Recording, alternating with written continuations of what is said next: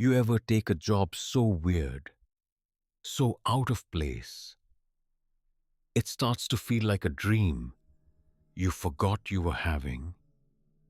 That's what working nights at Red Moon Gas and Stop feels like.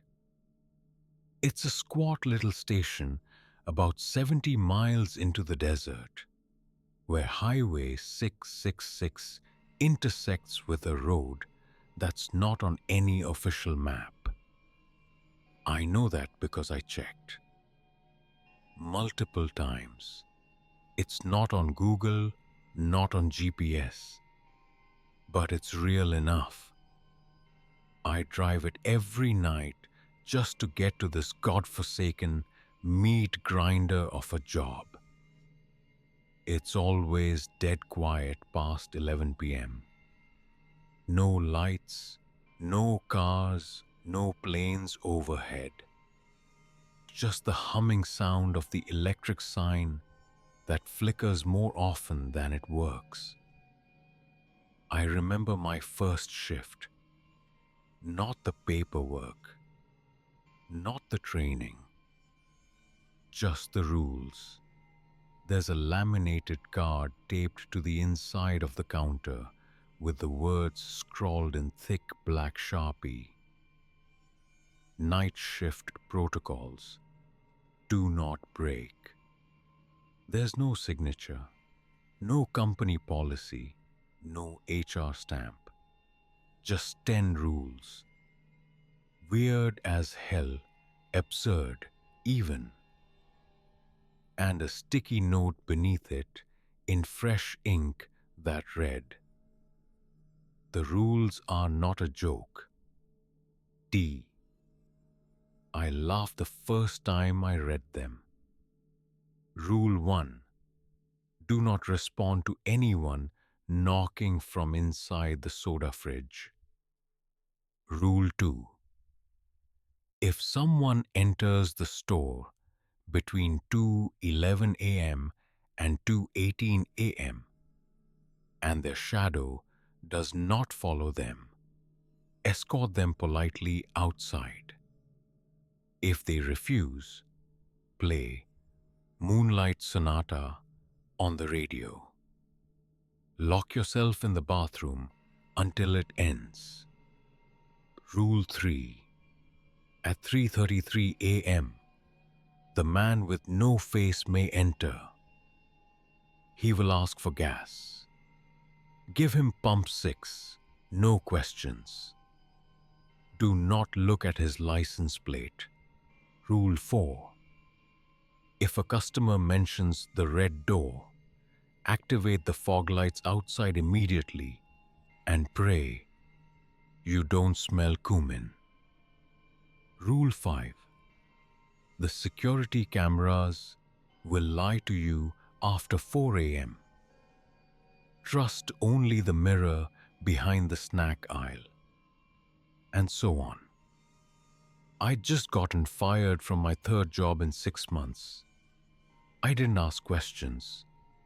Not when they offered me $450 a night. That was more than rent, food, and my student loans combined. I took the weird rules as regional color, maybe part of some viral marketing campaign for a movie or creepy TikTok game. That disbelief lasted all of 22 minutes. Because at 12:39 a.m., the soda fridge knocked back. Not like the compressor making some mechanical glitch, not like the weird pops or hisses your fridge might make at night. This was a slow, careful series of knocks. Knuckles. 5. Then a pause. Then 4. I froze. I hadn't even stocked the shelves yet. The knocks came again. This time faster, more eager. I took a step toward the back, and that's when I remembered Rule 1. I didn't open the fridge, not that night. Now, this is where most people stop listening. They laugh or roll their eyes. You were tired, they say. Paranoia, sleep deprivation, easy explanations. Except for what happened 2 nights later. That's when I did break a rule. And everything changed. It was Saturday. I remember, because being alone in that store on a weekend always felt wrong. Like reality itself forgot I was back there grinding through hours with nothing to look at but a buzzing neon scorpion sign that never turned off. I was halfway through mopping the back area when the bathroom door opened by itself. I thought it might be wind until I looked up. No breeze, no movement, just open. I heard soft, wet footsteps on tile. Then the door closed again, as if pulled gently shut. I walked up, tapped on the door. Occupado? Silence. I pushed it open. No one inside. But the mirror, the one bolted to the wall above the sink, was covered with handprints. Dozens of them. Tiny ones. Like a cluster of children had pressed their palms and fingers all over the glass. Some smears low to the tile, some high above the frame where even I couldn't reach. All dry. And in the middle, written backwards across the glass, like it had been etched in steam, were the words, "You left it open." I closed the door, locked it tight, didn't say a word for the rest of the shift. When I left at dawn, the handprints were gone. But that writing, that faint steam tracing, lingered. It faded slowly under sunlight, like it had been written by condensation coming from the other side of the mirror. I didn't tell anyone. Who would I tell? No one asks questions here, including Doris, our manager, if you can call her that. She shows up once a week, usually during daylight, chain-smoking menthols and drinking iced coffee she doesn't offer to share. Her skin's like old paper, and when she speaks, it feels like she's measuring your intentions with every vowel. I asked her once about the rules. She smiled. No teeth. "You still alive, aren't you?" Then she walked away.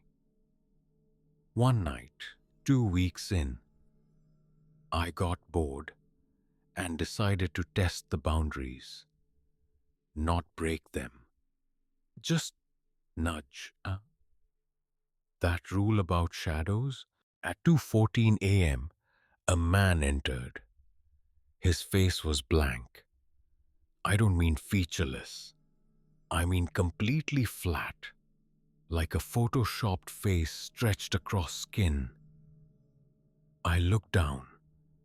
His feet were bare, calloused, cracked. But my eyes weren't on the feet. They were on the floor.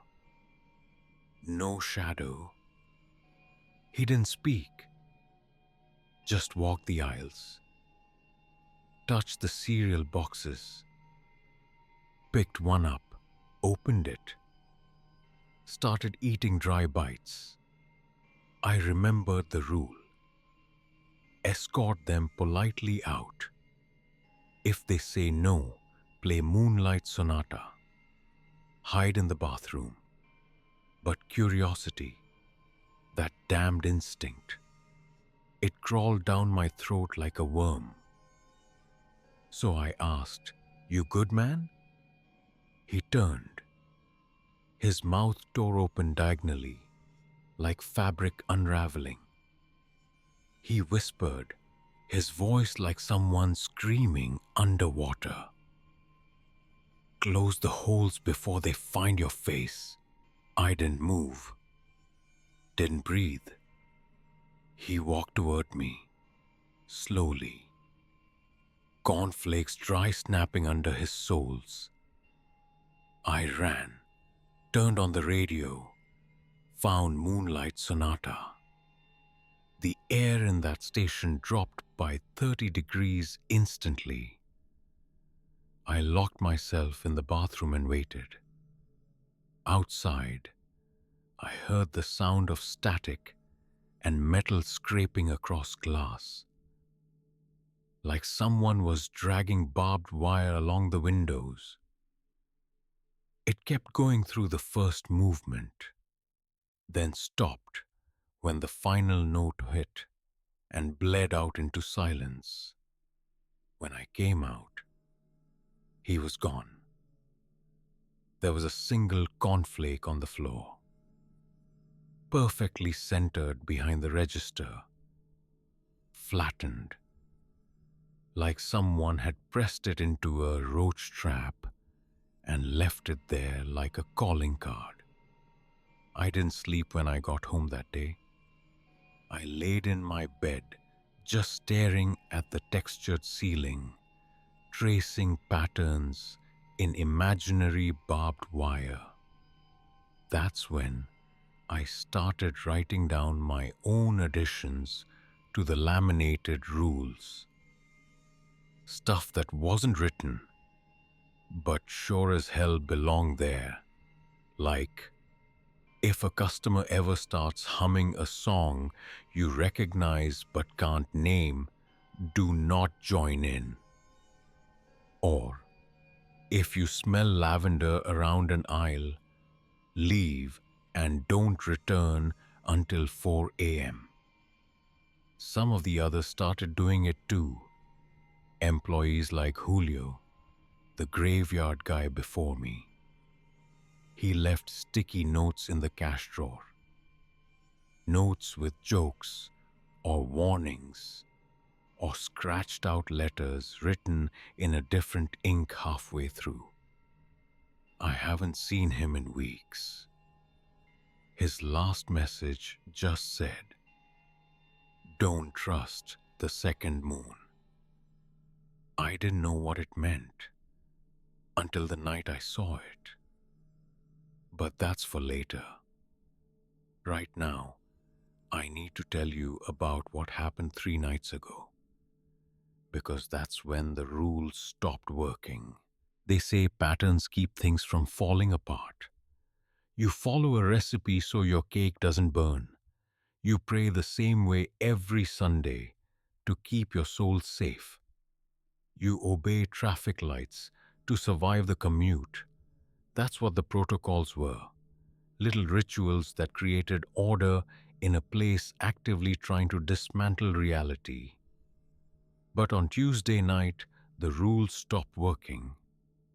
I'd gotten into the habit of clocking in 10 minutes early, walking the aisle once, checking each mirror, turning the sign from closed to open, even though this cursed place never locks the doors. Maybe it was performative control. Maybe it made me feel like I still mattered, like I still existed. By now, I'd memorized every crack in the tile, every lazy fluorescent light tube that buzzed differently, depending on if you looked at it. So when the mirror by the snack aisle showed something I wasn't doing, I noticed. Rule 5. The security cameras will lie after 4 a.m. Trust only the mirror behind the snack aisle. Well, I glanced at it around 12:47 a.m., not even close to 4, and in the reflection, I saw myself standing still. Only I wasn't. In the real store, I was walking to the coffee machine. In the mirror, I was behind the counter, completely motionless, expressionless, like a mannequin mid-thought. I stopped walking. My breath fogged in the glass door of the cooler. My reflection, the one in the aisle mirror, lifted its hand and waved. Not a friendly wave, mind you. It was like someone was testing out motor functions, like a dog wearing human skin mimicking behavior it barely understood. I refused to blink. My instincts screamed to look away.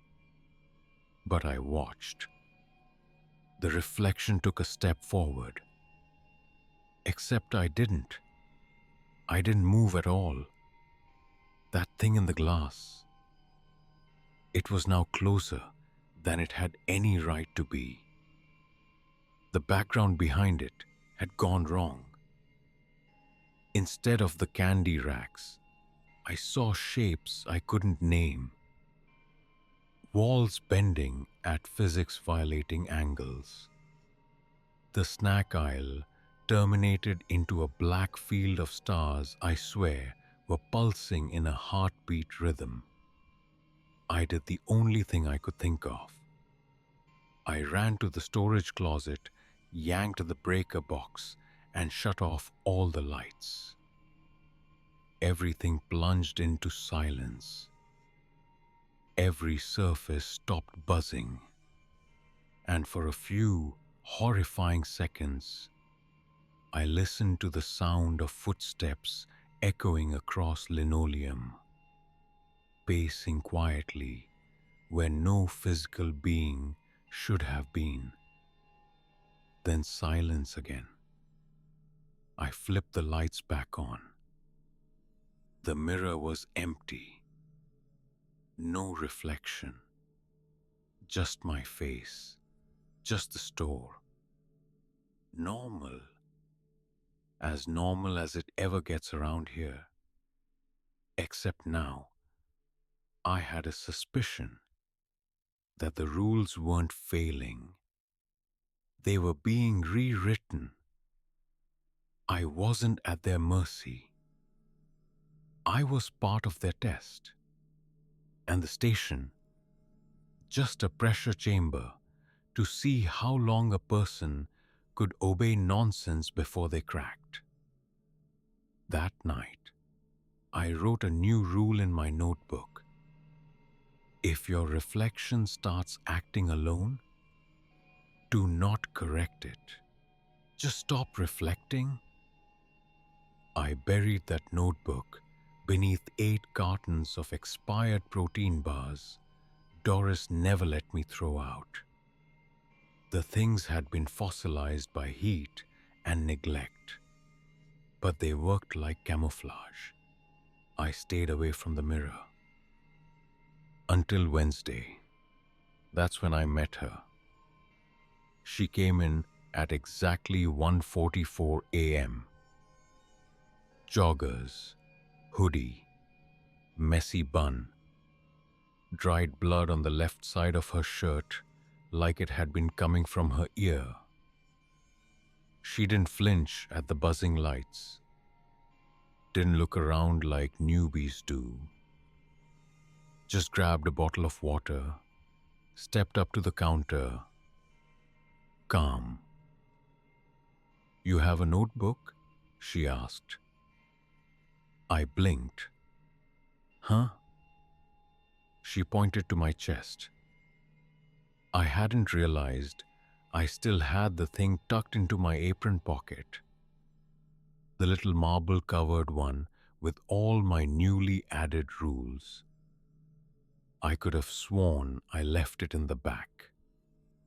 She nodded at it.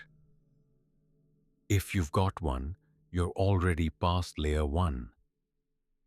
That was the first time I ever heard someone describe this madness like a system, so a structure with layers. She handed me three $100 bills, all crisp, unmarked. Payment for a water bottle. Yours lasted longer than mine. They start getting in through dreams around day 21. If you hear your mom crying inside the mop bucket, don't touch the handle, okay? My throat felt dry, too dry. She didn't say anything else, just left. Walked out into the dark like she couldn't be seen by whatever hunts out there on this godless stretch of highway. I ran to the mop closet. Inside, clean, ordinary. Still, I tossed the whole bucket out of the back door and dumped bleach over it for good measure. Later, I found her name tag in the trash. Amber. Same red crescent moon logo as our hats. Faded, scratched. She'd worn this uniform too. Maybe months ago, maybe years. This place doesn't count time normally. I'm not even sure dates still apply. My paycheck always arrives in hard cash. Always $450. Never more, never less. And if I ask Doris about benefits, she lights another cigarette, breathes in deep, and says, "The fact you're drawing breath is the benefit." By Friday, something shifted. I felt it the second I walked in.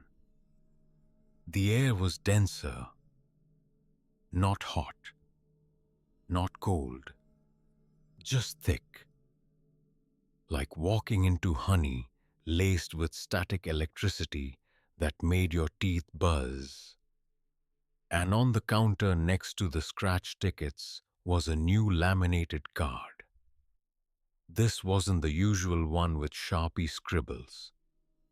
This was laser printed, titled Additional Rules for Recurring Operation. There was no note this time. No, at the bottom. Just one line in red font. Protocol override. Begin. The old rules are only valid during phase wide 1. The store has entered phase 2, adapt or expire. My stomach flipped. I read the new rules. There were only 5 now. Rule 1. You are no longer the observer. They see you now. Maintain eye contact with anyone resembling a regular customer. They will look away first. Rule 2. Ignore the fourth pump. If it dispenses fuel, it is doing so into a non-Euclidean vehicle. Do not attempt to explain this to others. Their minds are soft. Rule 3. A red orb will sometimes roll down aisle 3. Leave it alone. If it stops at your feet, run the vacuum until it vanishes. Rule 4. Static in the monitors now corresponds with breathing. If you see the white noise twitch, something is pulling air through your lungs. Rule 5. If your voice starts echoing before you finish speaking, your future self is listening. Do not say anything incriminating to timelines you haven't yet experienced. I reread it 3 times before my nose started bleeding. Just a thin streak, but enough for me to grab napkins from the slushy station and jam them up hard. That night, no one came in, not a single customer, but the orb did appear. Just after 3 a.m., it rolled down aisle 3 with mathematical precision, bounced once, twice, then stopped exactly in front of my left foot. Red, glossy, whirling slow mist inside like trap smoke. I didn't breathe. Reached slowly for the vacuum. The one we unplugged 4 months ago, after it started cleaning floors without us touching it. I flicked it on. It whirred to life with a sound like bees screaming. The orb began to shake. I moved the nozzle closer, and without warning, it lifted into the air, not floated. Lifted like being pulled, like a hook pressing from above. It shimmered, blinked out of existence like a bubble popping through dimensions. I turned off the vacuum, swallowed my heartbeat. You know the weirdest part? It smelled like cinnamon. Sweet cinnamon laced with motor oil and wood smoke. It reminded me of Christmas morning. My mom used to make these weird sticky buns with spicy glaze. The scent made my throat tighten. That's when I heard it. Through the static of the monitors. Just as the orb vanished, a voice.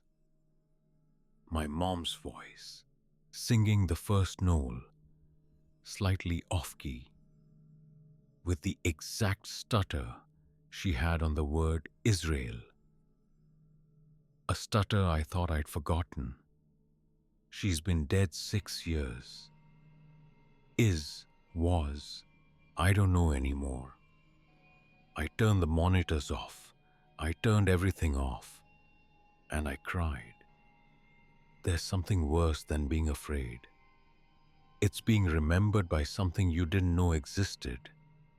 Because once it locks onto your memories, starts replaying them back to you with perfect accuracy, you realize just how much of yourself you've already lost.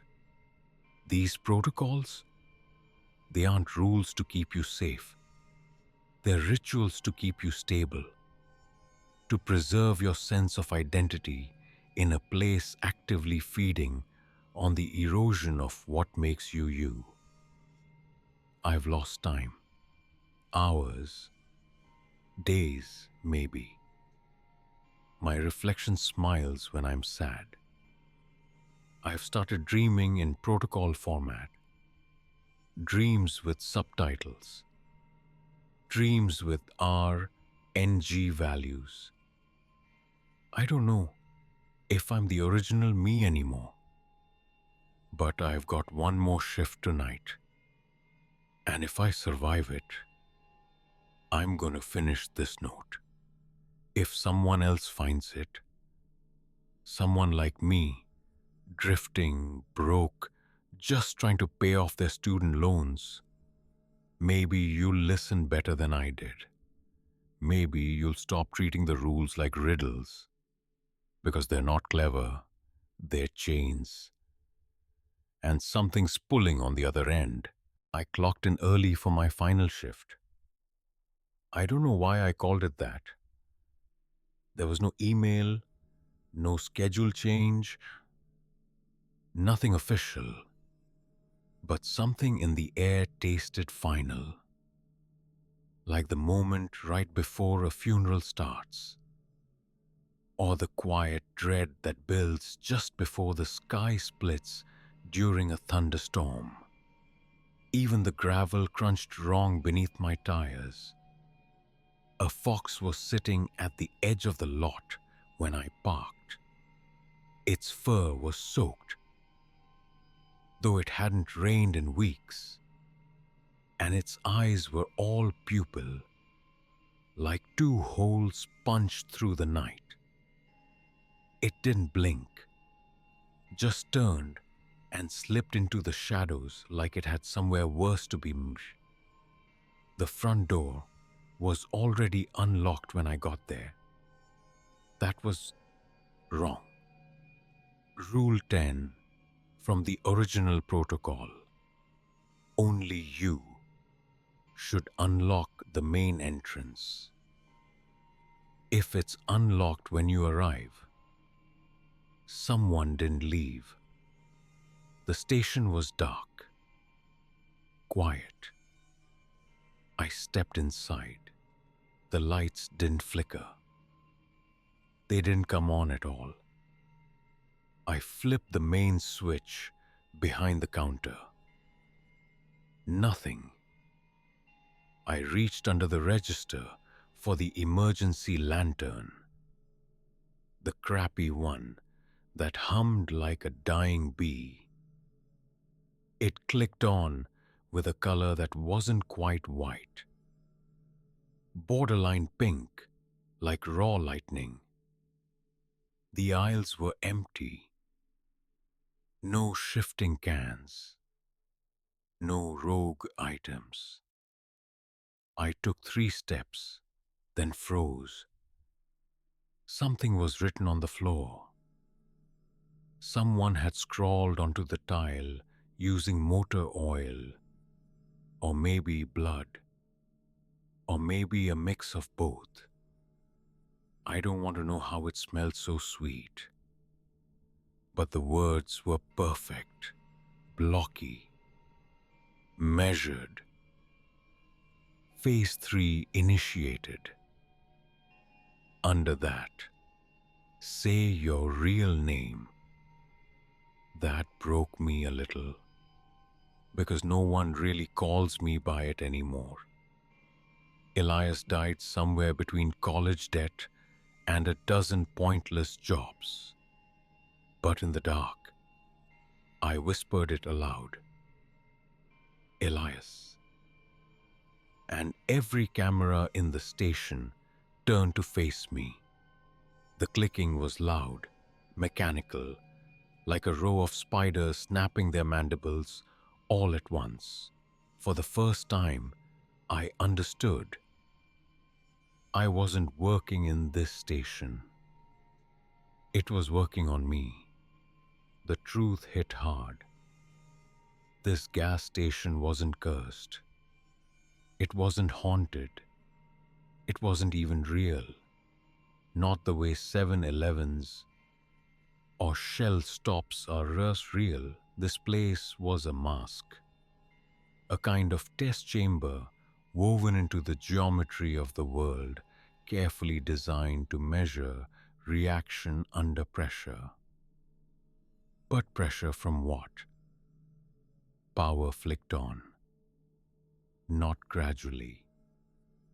Instantly.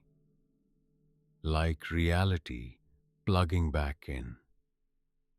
The coffee machine sputtered to life and began making coffee on its own. I didn't touch it. I didn't order anything. The artificial aroma filled the air, bitter and metallic. A small yellow cup sat waiting in the dispenser. There it was again. Precision. Intention. Swan or something was planning these beats like a composer, building a symphony out of madness. The radio clicked on next. But it didn't play music. It played me. My voice from earlier in the week, saying the words I remembered from the laminated card. Maintain eye contact with anyone resembling a regular customer. They will look away first, then static, then my voice again from another shift. Only option is to sing Moonlight Sonata and pray it doesn't learn the lyrics. Then laughter. Mine. But it wasn't a happy laugh. It was the convulsive kind, the hopeless kind, the way someone laughs while accepting they've already been swallowed.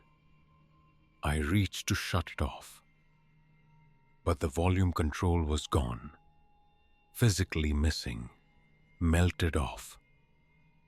Then came the bell. Clang. High-pitched, too loud for normal ears. I turned slowly.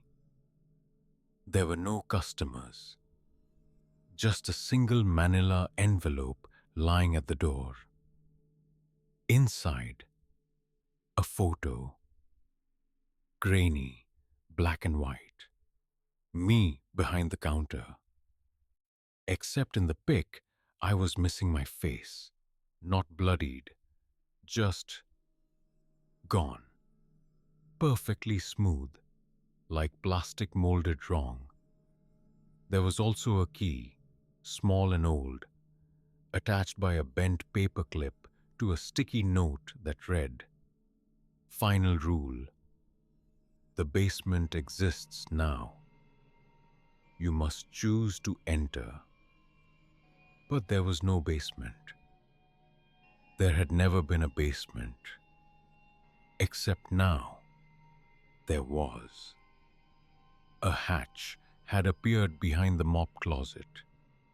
I knew before I checked. I knew it in my teeth, in the pulsing ache behind my eyes that had been building all week like a thunderhead holding messages not meant for human skulls. It wasn't locked, just waiting. I opened it. No ladder, just stairs, spiraling down in perfect black angles, with red lights glowing from somewhere deep below, casting crimson on walls that rippled in and out like a heart pumping against the rules of architecture. I descended. Each step made my chest feel heavier. Not like fear, more like resonance. Like something underneath me was humming the same frequency as my spine. When I reached the bottom, I entered the room. No bigger than a janitor's closet. On the wall, mirrors, dozens of them, all broken, cracked like spider webs. Across each one was etched a different version of me. One was wearing a different shirt. Another had 6 fingers. One had hole-punched eyes writhing with static. But they all whispered the same thing in perfect synchrony. "You followed the rules. Now choose the mask." A table materialized. Yes, appeared, visibly forming from fractured light. And upon it were 3 masks. One white and smiling, its mouth impossibly wide. One black and neutral, but dripping liquid like cosmic ink.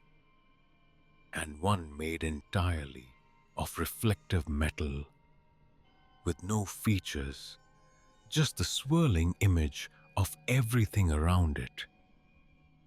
My mouth was dry. Something pressed on me, like gravity choosing favorites. I knew instinctively This was the promotion. This was the offer they give every night shift employee who doesn't die, doesn't scream, doesn't go insane, to become part of it. I reached out toward the metal mask. It tilted toward my hand. The moment my fingers touched the reflective surface, I saw all of them. Every employee who came before. Caleb, Amber, Julio, even Doris. She was in there, 10 layers deep, wearing the neutral mask, serving coffee to shadows until time unraveled. I yanked my hand back. No, I whispered. I'm not becoming a new rule. The broken mirrors howled. Not sound. Light bent inward like space was rejecting my refusal. The floor rippled. The mask screamed, not audibly, but through the marrow of my bones. I turned, ran. Up the stairs, up the station hatch, up through the aisles, and through the front doors into the desert night at full sprint, lungs burning, the sky above me bleeding in fractals and code where stars should be. I never looked back, not until I reached my car, not until I saw what was written in the dust across my windshield. 7 perfect words, written as if traced by a finger dipped in those red gas station slushies. You were supposed to choose the mask. I drove, floor to the mat. Didn't stop until I hit a place with traffic, with noise, with phone signals, and bad pop music in every diner. I stayed in a motel with flickering lights and wallpaper that peeled like burned skin. I slept. For a day or 3, maybe more. When I woke up, there was a laminated card on the pillow beside me. New rules. Different from the last, but printed in the same font, the same tone. I burned it. I scattered the ashes into the diner sink and ran the faucet until the water ran cold. Tonight, I'm writing this because they'll be calling me again. I don't know how I know that, but I feel it in my teeth, in my spine, in the shape of my own shadow, which has started moving half a second too late when I turn. I haven't gone back. Not physically, anyway.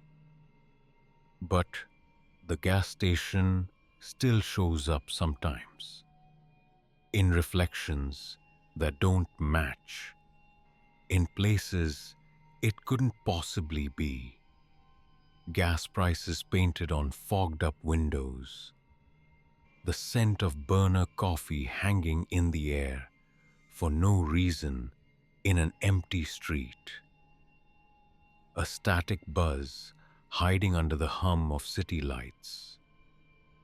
Once, I saw Julio in the crowd at a train station, wearing the red crescent logo, face pale, eyes peeled so wide they looked painted on. He mouthed something.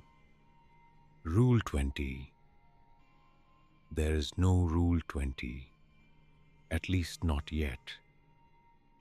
They still want me. I don't know what for, not fully. Maybe it's not about breaking you. Maybe it's about shaping you into something that doesn't blink at the unnatural. Something so dulled, it becomes another observer, another mirror, another mask. I try to live normally. I eat breakfast. I listen to music that doesn't echo twice. I look out of windows instead of into them. But every night, around 2:11 a.m., I wake up, not to sound, but to silence, that physical silence, the kind that lives at the bottom of oceans or between seconds in dreams. And I always feel it.